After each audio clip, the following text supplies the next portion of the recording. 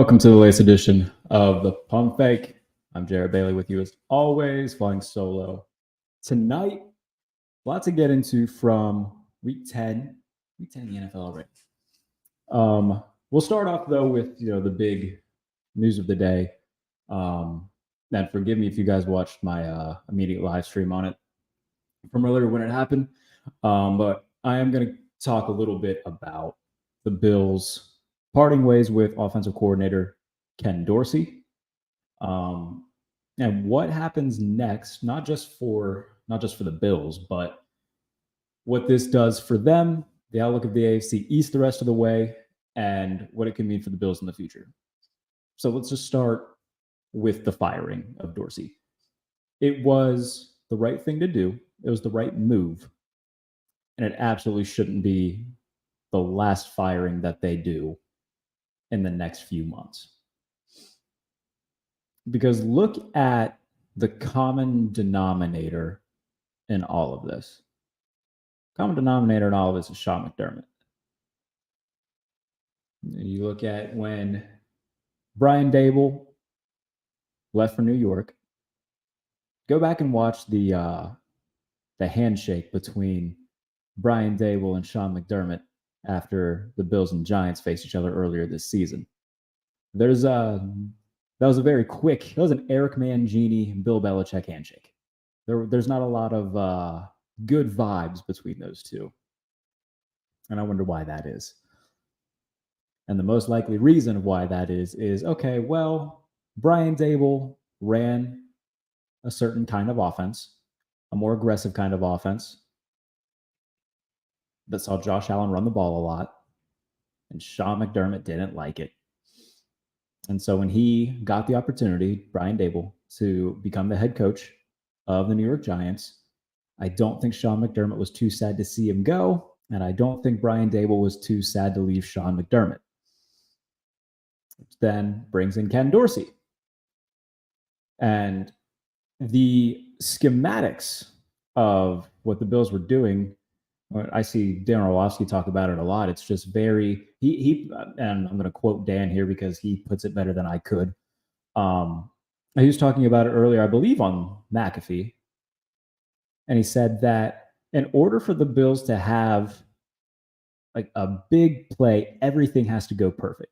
And if one thing goes wrong, then it becomes, okay, Josh, do something. And that's kind of been the Bills' MO this year on offense.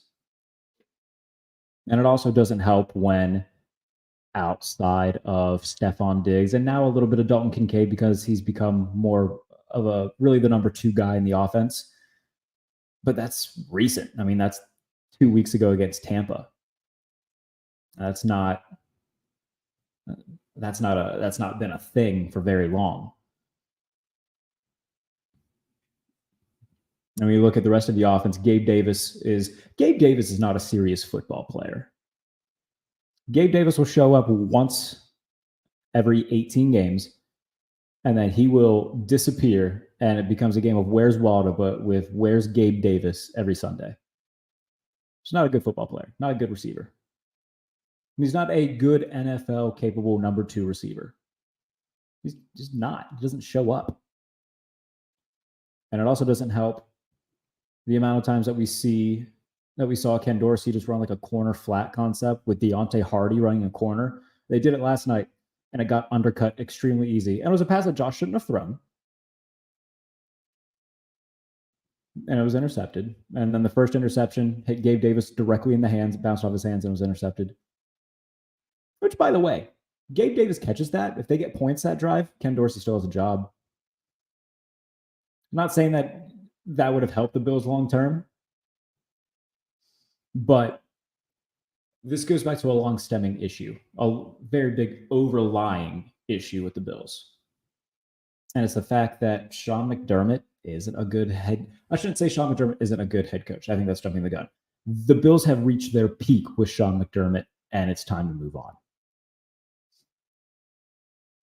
Because look at not just the losses, but the way that they've lost. Last night, even amongst all the turnovers and all the bullshit that happened, The Bills win the game because Will Lutz misses a field goal and there's 12 guys in the field. That's not on Josh Allen. That's not on Ken Dorsey. That's Sean McDermott. Not getting ready and being prepared for a really bad Patriots team and allowing Mac Jones to look like Joe Montana against your defense. That's not on Ken Dorsey. That's not on Josh Allen. It's on Sean McDermott.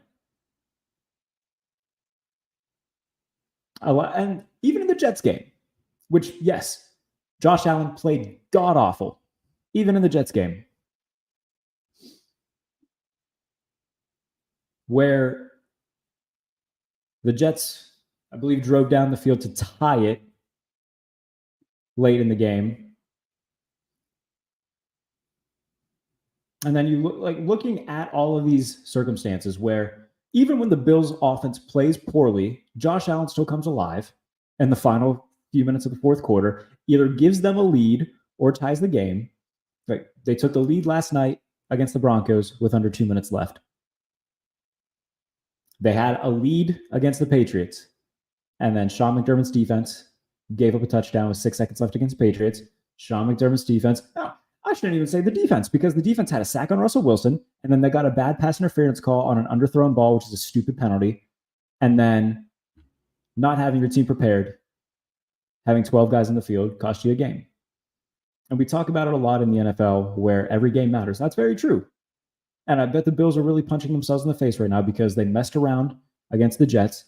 They dicked around against the Patriots. They lost to Jacksonville in London, and a game that they very well could have won. If not for, there was defensive penalties in that game that really contributed to Jacksonville winning. Their offense couldn't do anything against Cincinnati. I'll give the proper blame for Ken Dorsey in that Cincinnati game when the offense couldn't do anything. And I'm not saying that Ken Dorsey shouldn't have been fired. He should have.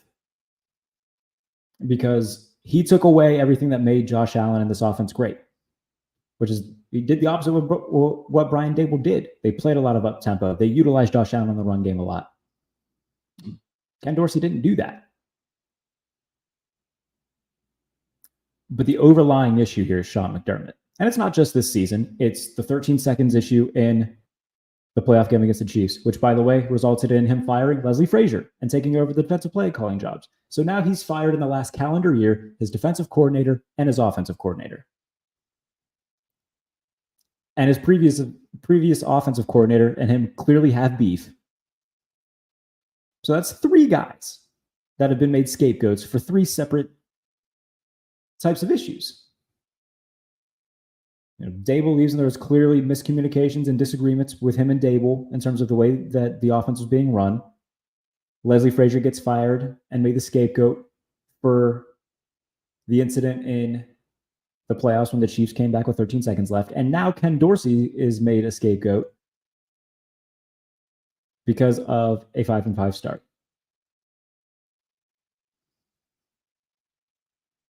And Ken Dorsey, like I said, he deserved to get fired. And it was time to move on. But what do all 3 of these things have in common? The overlying issue here is Sean McDermott. And it's the consistency of blowing games in which you should win, not getting ready and not being well prepared for games that you should win against far inferior opponents, and stupid mistakes that cost you games that a good head coach has his team avoid.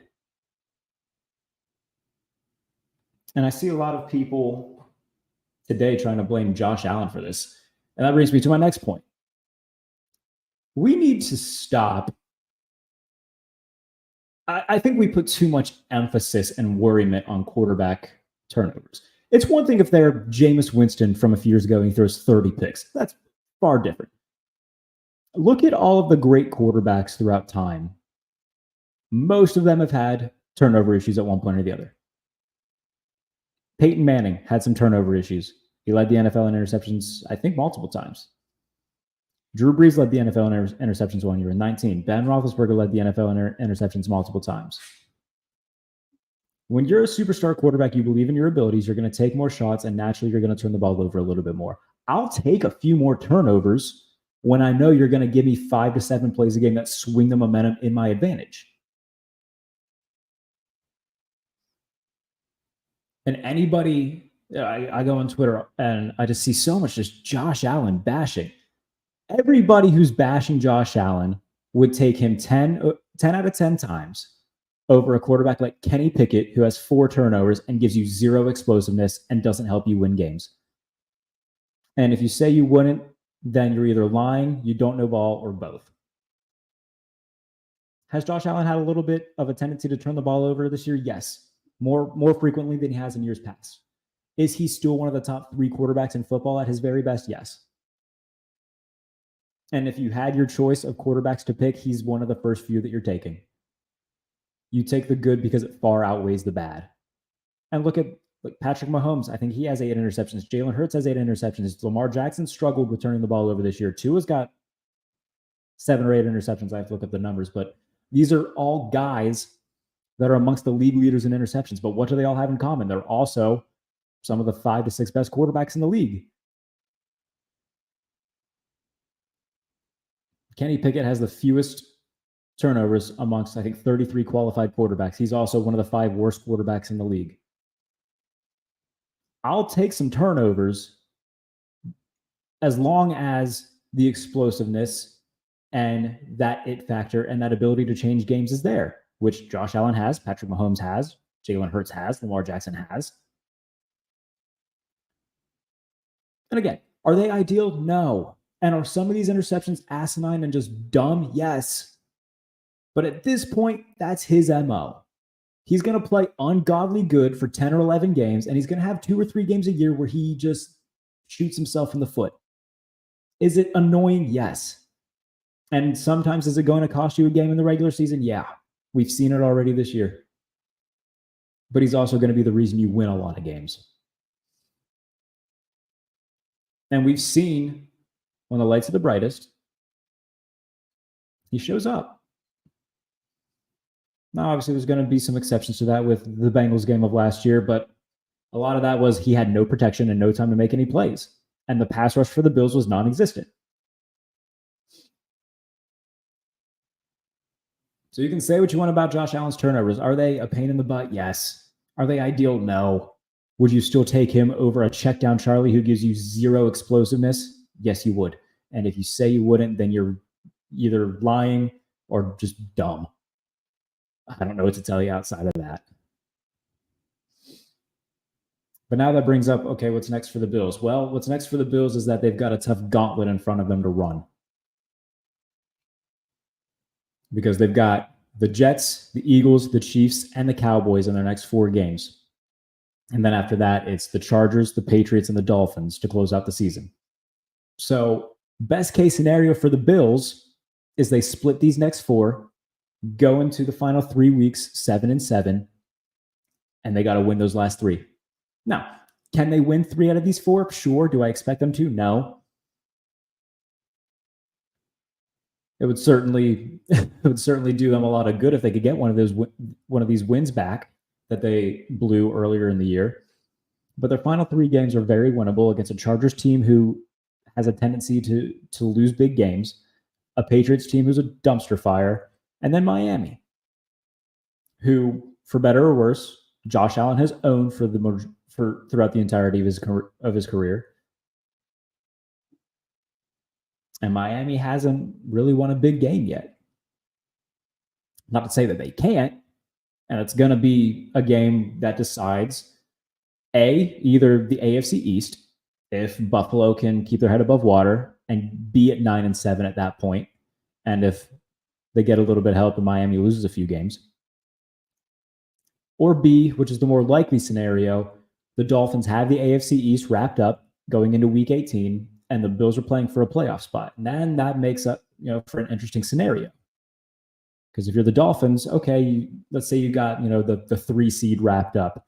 Are you going to play your starters and risk an injury? Or are you going to bench them, but also risk basically knowing that you're going to let the Bills in the playoffs? And that's a trade-off that you got to debate whether you want to let them in or not. Because remember, we saw it a few years ago where I believe it was the Eagles that got in and then eliminated Chicago. I'm pretty sure that was the scenario.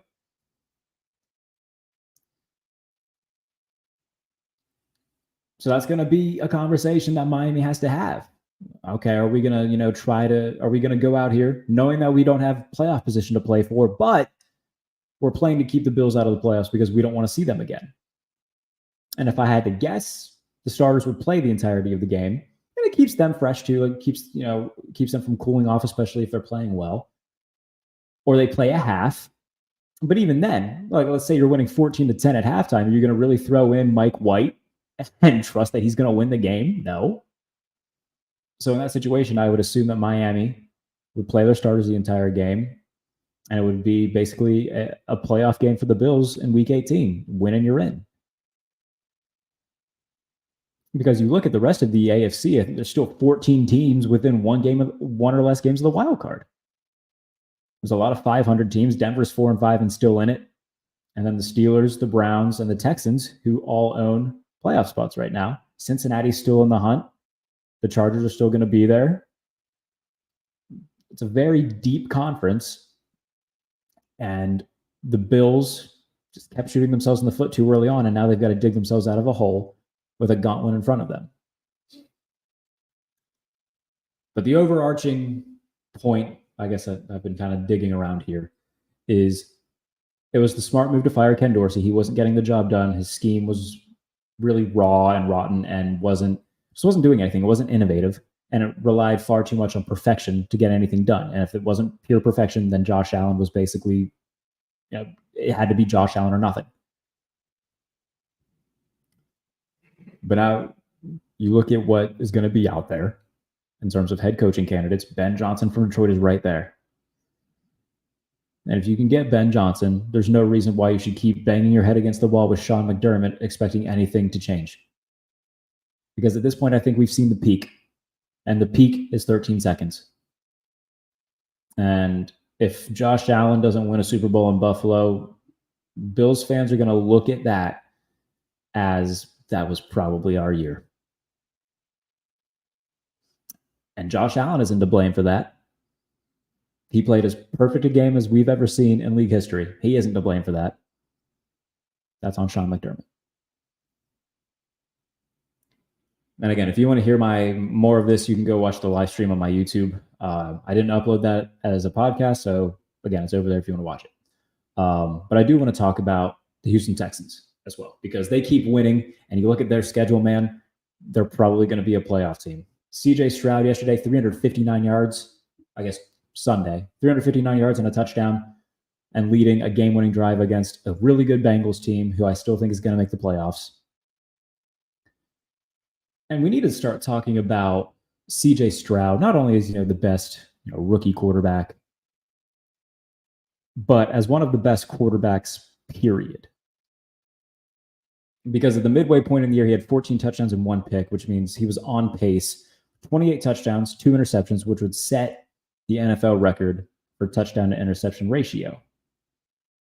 And you look at where he ranks in terms of quarterbacks right now in EPA per play. In EPA per play right now, CJ Stroud is 7th in the NFL. He's ahead of Justin Herbert. He's ahead of Jared Goff. He's ahead of Lamar Jackson. You look at adjusted EPA per play, he's 7th, ahead of Jared Goff, ahead of Justin Herbert, ahead of Lamar Jackson. And you look at his EPA plus completion percentage over composite score, he's 11th, right behind Justin Herbert, right in front of Lamar Jackson, in front of Geno Smith, in front of Joe Burrow, in front of Trevor Lawrence.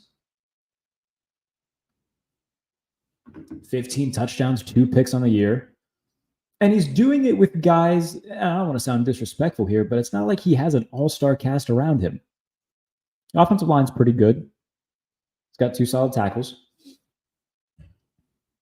But they brought in Devin Singletary, fine back, Dameon Pierce, and it's Nico Collins at receiver, who coming into the season, his career high in catches was 37. He's already surpassed that this season. Noah Brown, who was just kind of a guy. Dalton Schultz, who was a fine tight end, but he wasn't anything special. And Tank Dell, who's a rookie. And CJ Stroud is putting up these kinds of numbers. And he's put together back-to-back mesmerizing performances for two different reasons, by the way. Because Tampa Bay, their defense hasn't been great. Their pass defense really hasn't been great. CJ Stroud lit them up in a shootout comeback win with 6 seconds left. And then against Cincinnati, I think most people expected them to lose that game. And it looked like they were going to. And Stroud did what he did. Now, they were winning the majority of the game, and then Cincinnati starts roaring back. They get an interception. They're winning by 10. The Bengals score a touchdown, get the ball back. Tyler Boyd drops a touchdown pass in the end zone. The Bengals have to settle for a field goal, and then Stroud leads the Texans down the field, and they kick a field goal with no time left. And that was the Houston Texans are the number 7 seed in the AFC playoffs at 5-4. And like I said, you look at their schedule. I'm going to pull up their schedule right now to talk about it. They play Arizona next. That should be a win. Then they play Jacksonville. That's interesting because right now they're only a game behind the Jaguars. Jacksonville looked really bad against the 49ers. If they sweep the Jaguars, they own the tiebreaker. And if they finish with 10 wins, both teams finish with 10 wins, the Texans win the South, which means Jacksonville is going to be in a precarious spot. Because if the Jaguars go like 10-7, 11-6, they're going to be the top wild card spot. But they're probably going to face Houston again. And we're going to get Jaguars-Texans 3 in Houston. But the rest of their schedule after Arizona and Jacksonville is they host the Broncos. I think that'll be a win. They travel to the Jets, to the Titans, host Cleveland, host Tennessee, finish out with Indianapolis. I think they're better than all of those teams. They're not going to win all of them. But can they go 6-2 in that stretch? 5-3? I think they can. And if they go 6-2, they're an 11-6 team. If they go 5-3, they're a 10-7 team. And I think D'Amico Ryans wins Coach of the Year running away at that point. But the things that CJ Stroud's doing right now, he shouldn't just be mentioned as Rookie of the Year, best rookie quarterback. We need to start talking about him in the conversation of, okay, he's a top 10 quarterback, period. Because right now he is. And the things that the Texans are doing, it's just awesome. So good for them. They are the most fun team in the NFL right now. And they're doing it with guys that don't blow you away on either side of the ball. I already touched on the offense and whatnot. But let me get into my notes here in terms of their top defensive guys. Like you look at Blake Cashman, Henry To'o, Denzel Perriman, Steven Nelson. These are B- guys that are playing at A+ levels right now in terms of what people expected of them, and that's a credit to D'Amico Ryans. That's a credit to the entire coaching staff for getting that out of them. And again, these are solid players, career solid players, but they're really playing above what we've become used to with them. And that's again credit to D'Amico Ryans, credit to Bobby Slowick as well, the offensive coordinator, who he might be getting offense or head coaching jobs this offseason, or head coaching calls and interviews to be a head coach after the job that he's done as Texans OC this season. But tremendous job by the Texans so far this year. And right now, the offense, it's 10th in EPA per play. It's a top 10 unit. CJ Stroud's playing like a top 10 quarterback. Defensively, in terms of EPA, they're 21st. So, there's still work to be done on that side of the ball, but this has been a much quicker process than we expected.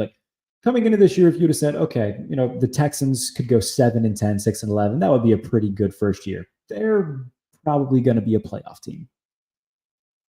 And D'Amico Ryans is likely going to be named Coach of the Year. He deserves it. And good for the Texans. Now, I touched a little bit on the 49ers beating the Jaguars. I talked about it a little bit on the Chase Thomas pod that I do every Monday night with JP Acosta of SB Nation and Evan Swords. It was a burn-the-tape game for the Jaguars. But there was a lot of really nice plays that the 49ers made offensively. Brock Purdy made a couple of really good throws. The one where he's running to his left back to his right, and then fires it to the back of the end zone to Brandon Ayuk. Really good throw by Purdy. The touchdown pass to Kittle was really just spectacular. When we see good Brock Purdy, by the way, I don't think it's coincidence whatsoever that it's after Deebo Samuel came back, because I think we're kind of finding out that he's maybe the most important skill position guy in that offense. Obviously McCaffrey, but when teams don't have to worry about Deebo Samuel as like the gadget guy, they can stack the box a little bit heavier against McCaffrey. And we saw that the offense was a little bit less effective without Deebo Samuel, but he had a fantastic game as well. Kittle had a really big game. The defense played fantastic. Chase Young already making an impact after being traded from Washington. So the 49ers look like they're getting back on track. You know, they lost 3 in a row. Here's a fun little nugget. The Rams lost 3 in a row the year that they went to the Super Bowl and won it. And the Buccaneers, I think, lost 3 of 4 in November, like at the tail end of October into November. And it was capped off with that loss at home to the Saints, 38-3 on Sunday Night Football. So look, some teams, especially recently, teams go through skids. It happens. But it's how you rebound. And usually, like the year that the Rams lost 3 in a row, they traded for Odell Beckham, and that proved to be big for their offense. And we're seeing the 49ers, they just traded for Chase Young. It's going to be big for their defense. A defense, by the way, which is now 6th in the league in EPA. So the 49ers, yes, they're absolutely in the thick of it in terms of being a Super Bowl contender. And it's good that they got that losing streak, all those ugly losses out of the way at the end of the beginning of the season to middle of the season. It's better to do that now rather than in December and January, right before the playoffs start. I feel like they've, exercised most of those demons. And now we'll see what happens going forward. The AFC North is going to have a big weekend, the biggest weekend of the season for the division thus far, because on Thursday Night Football, the 5-4 Bengals will be playing the now 7-3 Ravens. And if the Bengals lose that game, they're going to be in a similar boat to the Buffalo Bills, where it's going to be very hard for them to get to the playoffs.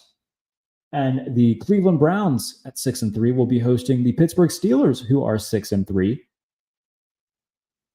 And that will have big playoff implications as well, because the team who wins that to get to 7-3, if you get in cruise control for the rest of the regular season, you're probably a playoff team.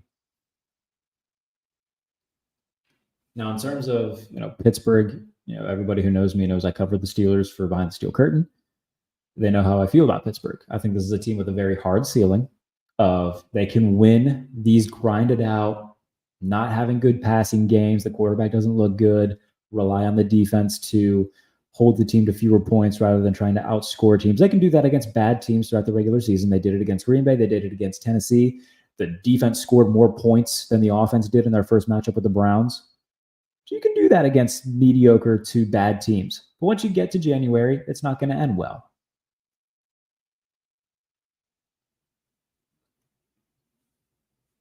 And so I think that's kind of what we're on the road for both these teams, because the Browns offense hasn't been great, but they came back against the Ravens. So this is going to be a fun weekend. I'll look more ahead to it in the preview show this coming Thursday. And I will maybe another show on Friday. But I do want to talk about Bengals Ravens. I think we'll probably just do a live stream on the YouTube for that. So subscribe to YouTube, Jarrett Bailey on YouTube, Jay Bailey NFL on YouTube, I should say. And then go read the power rankings on USA Today. Read all the Steelers stuff Behind the Steel Curtain. Again, we'll dive into more of the AFC North, the big matchups for this weekend. We'll do that later on. We'll see who it'll be with. It might be Mike Tanier, might be Doug Farrar. We'll see. But we'll touch on all of that in the Week 11 preview show. And like I said, we'll probably do a separate stream for Bengals Ravens on Thursday, just because it's a big game and want to dive into all of it. So we'll be back later on in the week. Appreciate y'all for joining me, whether it be on YouTube or as a podcast. This is the Pump Fake. See you later.